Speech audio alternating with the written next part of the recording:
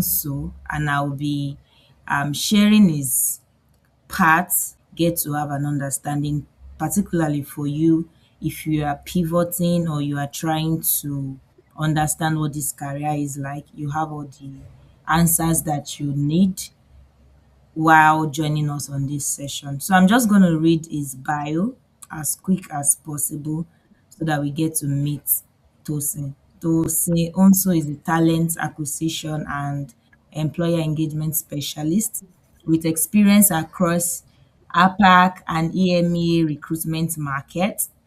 He specializes in talent sourcing, employer branding, and workforce development, helping organizations attract, assess, and retain top tier talent.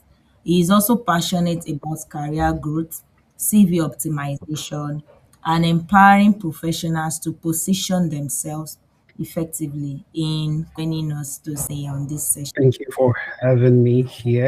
Let us start with you just giving us a brief about yourself and what you do today. Okay, thank you so much. Of course, my name is Unsu Tosin Sunday. I'd say basically an HR and employability professional, talent acquisition. So I have experience in recruitment, I have experience in talent sourcing, candidate engagement, and general career development. But my journey did not start in the environment, in the office environment, basically. My career journey has taken me through different experiences that has shaped who I am today. I've worked in different areas, including teaching. I've done all kinds of things, factory jobs, and all of those things. But this experience has actually exposed me to the reality of work, discipline, and the importance of having the right opportunities. So I would say over time, I've supported hiring managers, I've supported employers I've also supported job seekers. I've helped them in securing the right opportunity and also helping them land their dream role. So my job involves people person. I'm a people person because I help people, position them in the right track, the right opportunity, and also help organizations to get the best fit for their role. So beyond what I do, recruitment and all, I also mentor people, I mentor young persons who are trying to understand their journey. So all of this evolves around the things I do outside work as well. Thank you. All right, thank you so much, Tosin, for sharing that. And it's interesting to hear from you what things that you do. So just a quick one as well. When you were growing up, what did you think you would become? Particularly looking at where you are now. Has that vision stayed the same or changed significantly? Okay, thank you for every young person's trying to grow up. We all have the idea of what we want to become in our head. Oh, I want to become a pilot. I want to become this. But something that sticked with me, what I wanted to do was to actually become either a lawyer or someone who works, within the broadcasting space. Right from childhood, that was what I enjoyed doing. Well, of course, I never had everything figured out. It turned out that the thing I wanted to do was not what I eventually find myself doing, right? But one thing that remained consistent is my desire to make that impact and be useful to people. So the exact path at which I wanted to do changed, but the purpose remained the same. So I discovered my strength was not just in doing a job, right, but eventually in helping people discover opportunities and also become better versions of themselves. So what I envisioned to do as a young child was not what I'm currently doing, but however, it's still centered around people, trying to help people, because of course the essence of going to do either law is to defend people. I've also seen cases where people cheat a lot of persons and didn't have no opportunity to defend themselves. So I wanted to become that defender of the defenseless, right? That was the idea I wanted to do, and also maybe become a good orator somehow, somewhere, see myself in the public space. But all of these played out differently, and God has a way of rewriting the whole story. But I enjoy what I currently do. I enjoy what I currently do. Yeah, that's basically about that. Thank you. Yeah. So, how did you eventually way into this career, basically? It's interesting Mm, to like just know that. that's that's an interesting question. So for my journey, it was not a straight line. I never had everything figured out for me, right? I started from an educational background. I started, after school. Let me start from after school. That's after um, university. I found myself doing all kinds of jobs, menial jobs in the factory. Afterwards, I moved to becoming, a teacher. I was teaching young people. Uh, Afterwards, I had to go to youth service. After my youth service, I also discovered that I was posted, far away in a very typical village. NYC, they would post you to a school. So I had no choice. In fact, where I served, there was no network and internet connection. It was like far from civilization. But what stood out for me was me trying to impact lives, which is something I always wanted to do when given that opportunity. So I started out as that. Over time, I discovered my interest in human relations. I discovered my interest in talent management, and I started learning about recruitment. I started taking online courses on talent acquisition.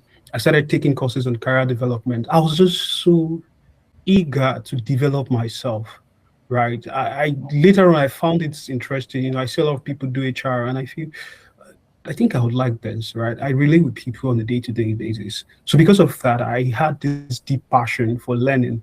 In fact, Coursera was my go-to, right? It was where I was always learning non-stop. I was always taking courses. It gave me that exposure. I gained practical experiences with some project that I did, and gradually, the journey began for me, and I had the opportunity to work. And my experience, actually taught me that careers can be built, with continuous learning. When you're adaptable, regardless of your background, regardless of what you started with, whatever you set your mind to do, it is certain that you're definitely going to achieve it. And the ability for you to start whenever you find yourself. So that was how my journey started. Yeah, thank you.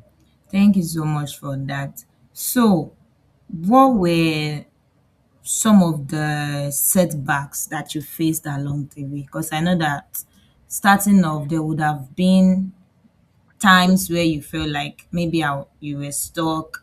What were the Mm. challenges that you faced along the way while even looking Also, for this guy? okay. So for me, my background, I'd say that I didn't come from the wealthy background, basically, and it was difficult. I mean, not having people to support you, not having someone to help you, all the way. You just have to figure things out all by yourself, and that was how it was for me, right? And one major challenge I was that I was, I found while navigating my career journey was I never had all the resources. I never had connections as some people would have. My father is never a $10, neither do I have a Dangote father. You understand? But I had to intentionally seek knowledge, right? I had to intentionally build relationship. I had to intentionally prove myself that I can do this through consistency. There were moments where things didn't happen as quickly as I wanted because I'm a results person. I like, oh, let me get a result. Let me get the result. But those experiences actually, taught me, patience, taught me resilience and the importance of continuous improvement. So these were basically some of the challenges, I'd say, setback that I faced along the way because there were no support for me, but I was investing in myself, and yeah, I put through it. Thank you. Okay, that's interesting. So, for someone who has never seen this role before or Mm. heard about this role, your current role, what does a typical day look like for you? Okay, a typical day-to-day activities in my role evolve around people, to evolve around hiring managers, employers. So basically, my job is trying to experience and inexperienced, say people entry level people who are still trying to navigate their way in the world of work. So my job basically just involved trying to get them the right opportunity. So day to day, I wake up in the morning, pick up my bag, go to the office. I put out the role out there, people who apply for the job. Step for me was trying to screen those people to see if they truly match what I'm actually looking for.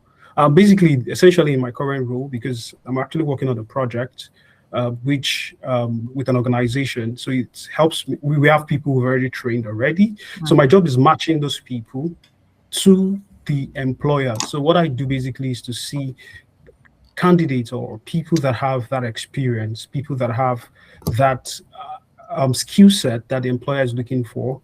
I then, once I'm able to get that, oh, this person's they're interested in this role or they have applied for this particular role, I then call them to seek their indulgence and also discover if truly they are interested in the role they apply for. Afterwards, I move them to the employer. That's a stage we call the matching stage, right? I move them to the employer. The employer assess them, like a call just to see if truly they are culturally fit for the role and they have the skill set. Of course, these people, they really do not have so much experience as it were, but I mean, just to see if they can actually think critically, solve problems, at least in a little sense. And then afterwards, during this process, the employer finds, at least the people who've interviewed, find them fit.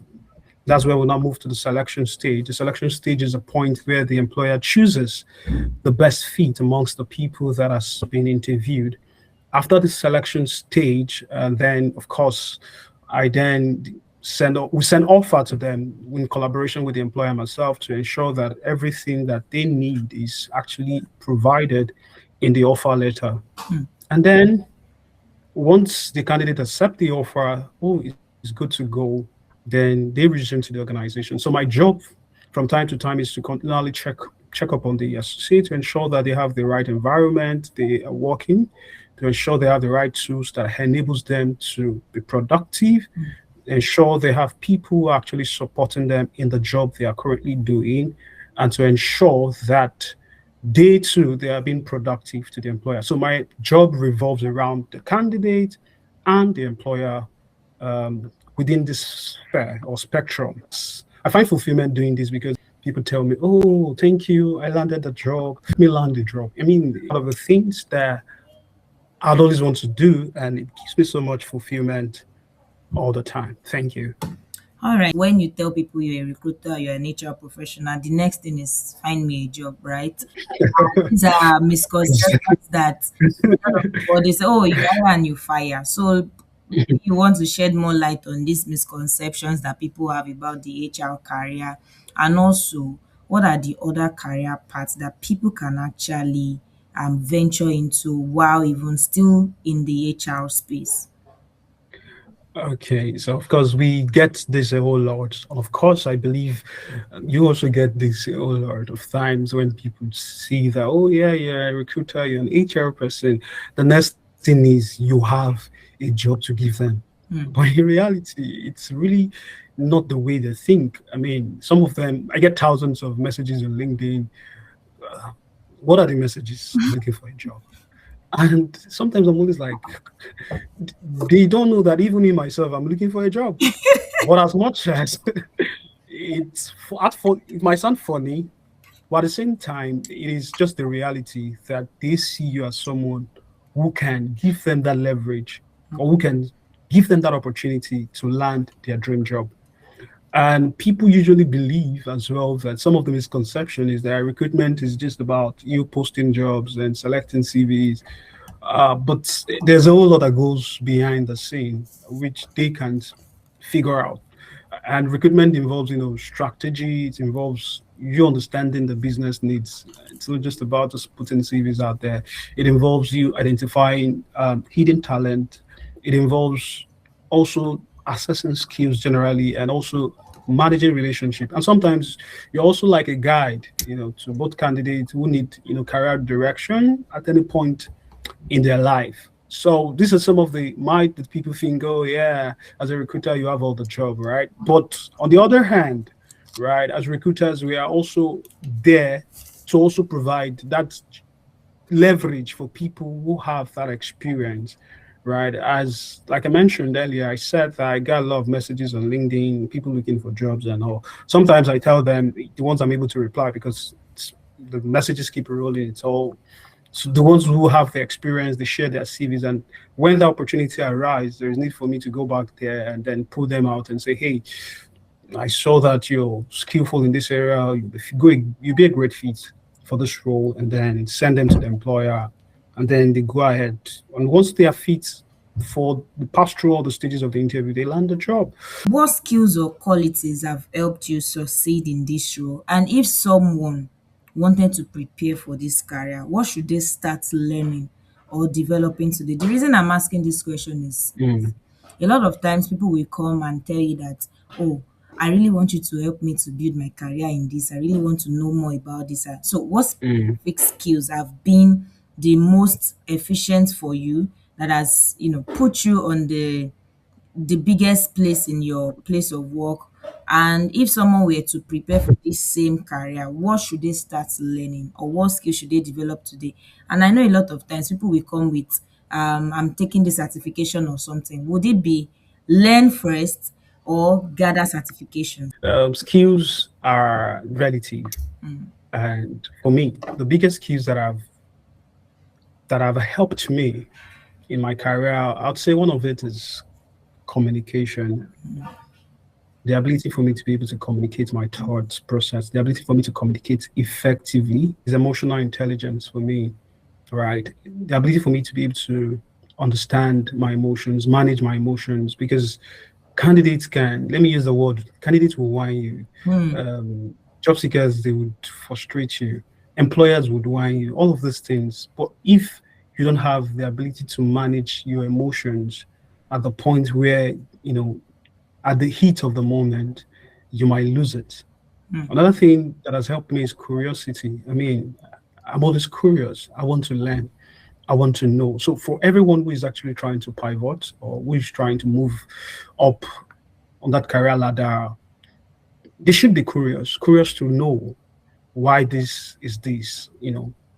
Whatever you don't know, you don't know. So another thing is, you know, attention to detail. That is another skill that is critical in this career journey. And you would agree with me. Another skills that I believe would be relevant, which is networking, because there's no man that happens to be an highland of knowledge. I mean, you need people to go in this journey. You need to network with people. If you want to go far, you need to go with people, right? And willingness to learn. I mean, if you're open, you're willing to learn, you would go far in life, right? Because you don't know it all. There are people who are ahead of you. I know my colleagues, a lot of my colleagues are ahead of me.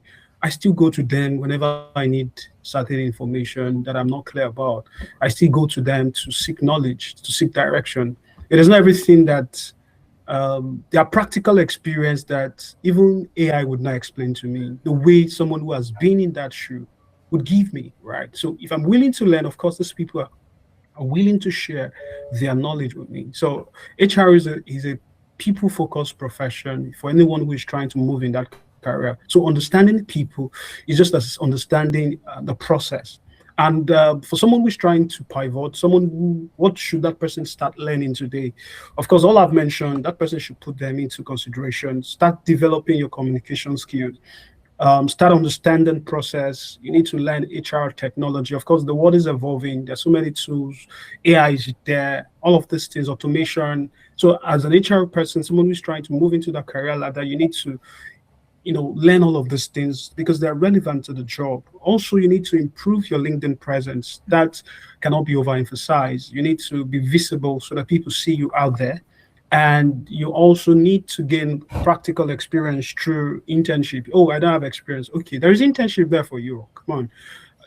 I don't have experience. How do I gain internship? Of course, we can volunteer for people who can teach you certain things you don't know. These are the things, part of the things that add to their experience, that adds to your experience for someone who is actually going into that space. All right. So these are part of the things I believe someone who is just starting out should start learning today. Thank you. Thank you so much. So I know Yeah. that a lot of people trying or starting out, they want to understand what the pay is like for roles like this. So my question is going to be in this format.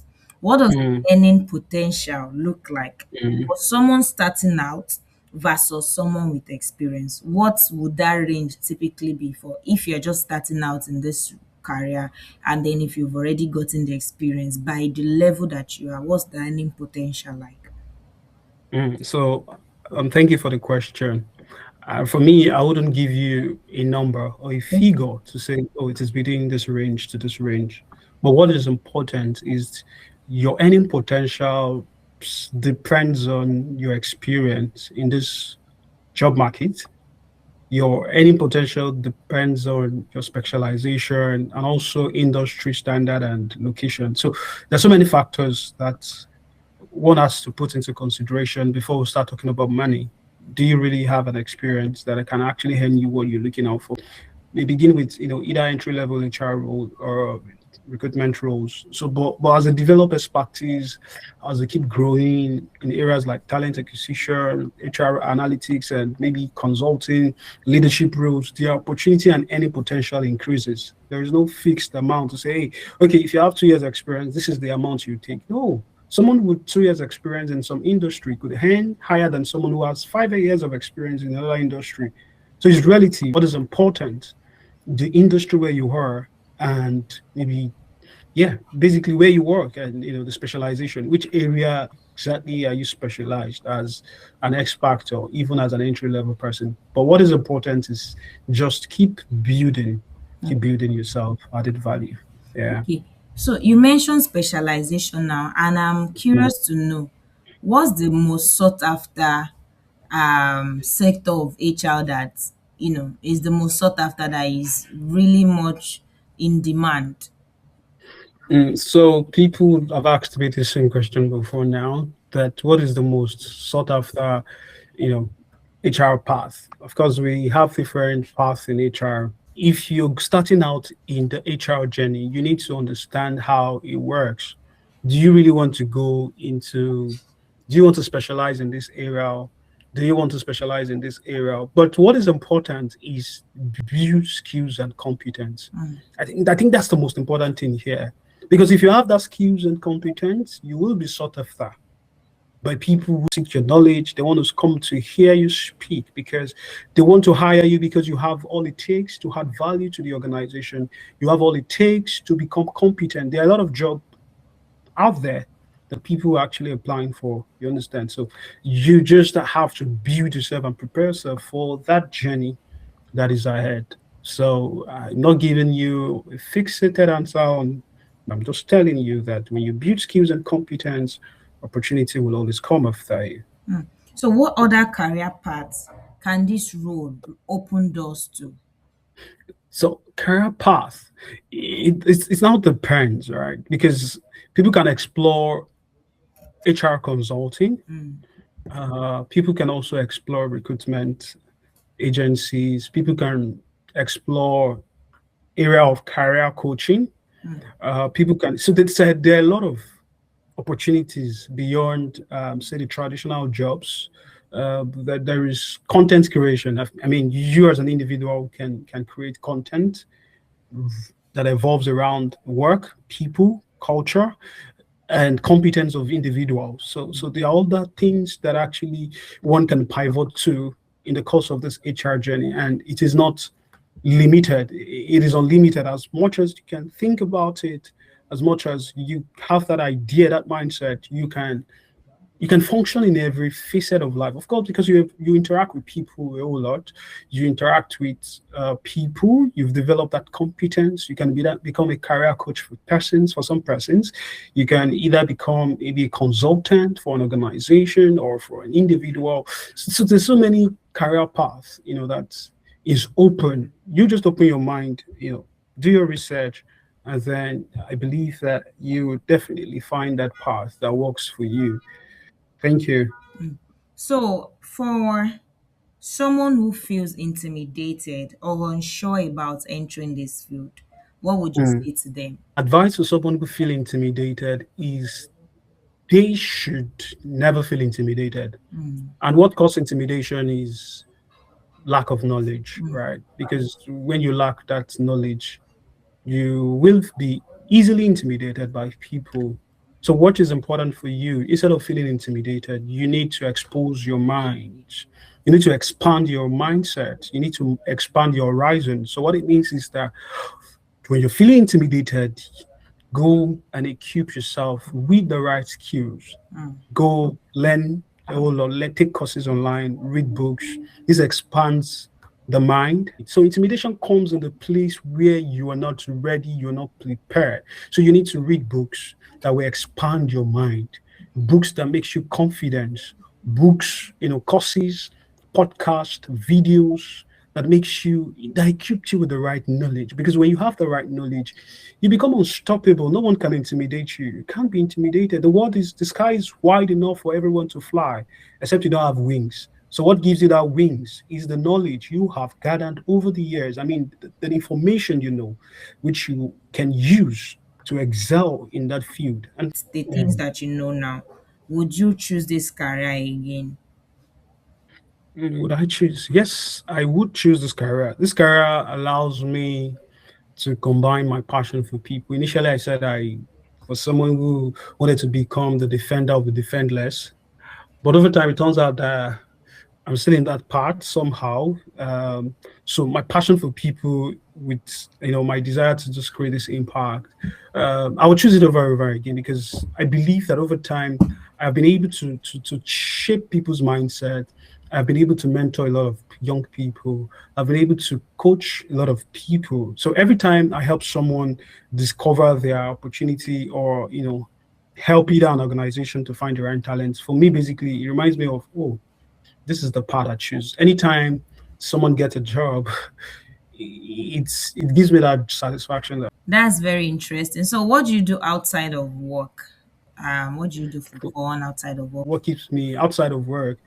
I mentor people outside of work in church. Another side, outside of work, I play the drum set. Outside of work, I play keyboard once in a while, lay my hands on the keyboard. And outside of work, I sleep because I just want to. That sleeps actually refreshes me. Outside of work, I sleep. Outside of work, I connect with people, my friends, my G's around. We just hang out, have a nice time, talk about the politics in Nigeria, all over the world. Just brainstorm and talk about so many things outside of work. So these are part of the activities I do outside of work. Outside of work, there's so many things, but these are the little things I do, for the purpose of this conversation outside of work. Yeah. Okay, so I'm curious to know. There's this picture where you had, was it the bucket thing? What's the story behind it? It would be because that's like a huge throwback, and it's one of the things that would be curious to really know how what's the story behind just before we wrap up, so that it also serves as a motivation for people that wherever you think you are Mm, starting is not the end point mm, because things mm. can really change for you. So what's the story behind it? Maybe you can just give us some. So most times, anytime I look at that picture, anytime I look at that picture, I'm always like, is that me? Like, because I mean, God has been faithful in all. That was what I would just like to say. So the history behind that picture was there's a whole lot that is tied to that picture. So my so my father, I mean, my father is I'll put it in a very layman term. My father is a bricklayer, right? Mm, This was what he used in training us in school. So basically, how did I start this thing? I mean, in fact, he actually wanted me to become either a civil engineer mm, in the course of that lane, because he felt, oh, there's money here, I should do this. But that was never my thing. So how I started was from child. I mean, from primary five, I would always follow him to work. In the mm. days I didn't go to school either on a Saturday. And if you don't go, just know that you're not paying your school There's no fees. So food. you don't you don't want that to happen to you. or you're not eating in that house, because it tells you that this is the same money, this is the same son he stays, and then he brings money home, and then you stay there, cross your leg and eat. You know, how African parents can do. Yeah. So, so this was just like the experience. Started in Promi 5, going to work with him. I started learning how to handle the shovel, or would I say I started handling towel, for building. I started doing so many things, and he saw that I'll be very good at this. He saw me that no, this is what I'll be good at. Sometimes, during second, when I was starting out, and sometimes after school, the days I didn't go to school, that happens that I followed him to work. If I see my colleagues, my friends in school coming with their school bag, You will run. I'll just jump out. I'll hide myself because I don't want them to see me. Say why you I did that. carrying bucket of cement and all stores, but Yeah. So looking dirty, and I did it in JS1. In fact, I did it all through university days as well, because you have to pay school fee. So, and I did it all through, and it felt like I was enjoying it. But at the same time, not like I was enjoying it though, but at least I get some little cash from it in the course of the maybe 2K, 3K to sort myself. But it was not enough. That's not the life I wanted. But I just found myself in that part. I mean, I could not help it. And even after NYC, when I came back, man, there was nothing, no job. I thought about it again. It seems like I'll go also for my 2K again, bro. That was what I thought. And actually, I did it. I did it for some time as well, while looking for that job, because the job was not forthcoming. And some of the jobs I was seeing were maybe teaching jobs for 20K in a month. And I thought about it. Okay, if I do this work for a week, I get more than 20K. So why would I go and teach, for a month and again still pay me the same 20K? Why in a month I can multiply this 20K? Why doing all of these things? I was developing myself. I was taking courses on the ground. I was learning new things. I was, exploring, because I like reading a whole lot. I like to read, right? So I was also trying to read up things about HR and so many things. So these were things that actually prepared me for that stage. So regardless of whatever you're currently doing at the moment, I'm putting this out there for people who feels that life ends because of certain circumstances or certain thing they're actually going through at the moment. That is not actually the end of your life. And then you shouldn't limit yourself to say, after all, since nothing is working, let me just accept my fate. No, you just have to fight your way through it. Life is not fair, and it will never be fair. You just have to take the bull. They say take the bull by the horn, and they usually say that a working man will always meet his luck. So you keep moving. You don't have to stay stagnated, no matter what you do currently. If you see, my story is like I wanted to become a bricklayer when that was my intention of my father for me. But he eventually said, okay, civil engineer, let me go to school. But all of it all, the circumstances surrounding it was that I was so broke. I had nothing. I just kept. If you're going through a hard season right now, I want to let you know that it's just a matter of time. That season would not kill you, right? It will not determine who you will become tomorrow. Everyone who becomes successful today have their story. You as well, the host, you have your story to tell. And if you keep telling us, of course, it's going to be so amusing that every one of us will laugh out loud. And so what did you do? I think I saw a picture of you where you were bobbing hair somewhere. There's a book that says tough time don't last, only tough people do. So if you're tough enough to overcome this, and of course you should not exonerate the place of, you should not exclude the place of prayer, because I would always quote the good book, the Bible, permit me to use it, that the race is not for the swift, it's not for the fastest. It is God himself. It is not how far, it is how well. So God should be involved in our life, right? God should be a bigger factor, because he's the one who raised a beggar from the dunghill. He was the one who raised me from being a laborer, and it kept me. He has not arrived. He just kept me there for now, that I should just keep managing these. It's still taking me far ahead. So you need to trust God for every process of your life. And trust me, he's always the helper of the helpless. He has helped everyone. He has helped so many people, to mention a few. He has helped them, and then he can help you too. So do not give up on your journey. Keep trusting God, keep moving. A moving man, you always say, would always meet his luck. So I believe you'll be that moving man. Don't stop. don't give up. Yeah, thank you. Thank you so much, Tosin. It's Thank really you. been exciting being on this chat with you. We Mm, appreciate your time. We appreciate you sharing your story, the stories that I would not even know until we had this session. So it's really nice to have this with you. I mm, appreciate you, and we thank look you. forward to having you again on this session for a chit chat. I know that you Mm, really honor that again, right? sure, sure, definitely, definitely. And I would also want to appreciate you for giving me that time, that privilege to share my story and to use this platform to encourage one or two people out there who might be listening to us. Thank you. It was nice coming on this show, and I look forward to having more sections like these in some other time.